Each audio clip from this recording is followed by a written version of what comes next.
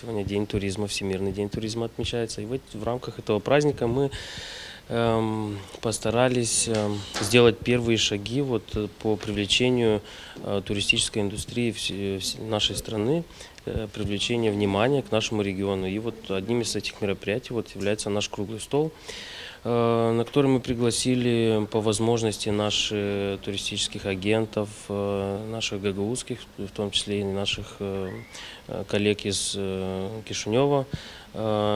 Плюс у нас будут принимать участие и представители Ассоциации гидов-экскурсоводов республики, для которых мы подготовили целый маршрут. По этому маршруту сегодня они проедутся, воочию убедятся, что у нас есть что показать, что у нас есть много интересных культурных достопримечательностей, которые можно посмотреть и показывать туристам. На место проживания гагаузов и, в принципе, туризм можно строить уже на этом, на наших традициях, на нашей культуре, на традиционных обрядах, которые у нас существуют. Это привлекает многие народы, и сегодня современные тенденции туризма, которые развиваются в мире, они говорят, что они показывают уже, что избитые, не в обиду будет сказано, европейские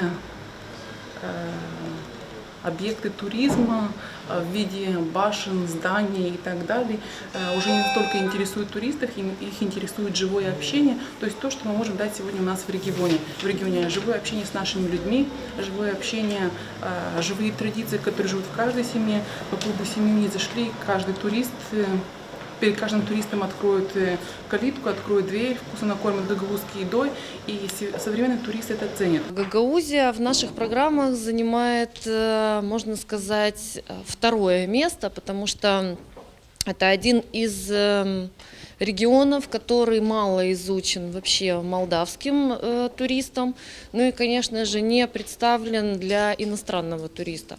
Поэтому, кроме того, что мы предлагаем традиционные направления, конечно же, мы стараемся предлагать и Гагаузию как этнографический регион, который представляет свой этнос, свою культуру, свои традиции, которые мы стараемся раскрыть для наших гостей. Туристы вообще не знают о тех объектах, которые присутствуют на сегодняшний день в Гагаузии.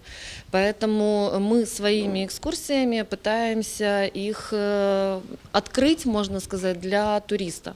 Конечно же, в первую очередь мы приезжаем в Камрат, представляем как столицу гагаузского региона.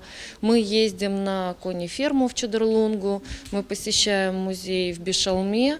И сейчас для себя мы открываем еще и Вулканежский регион. Это, правда, довольно-таки далеко, довольно-таки дорогостоящее направление для молдавского туриста в первую очередь.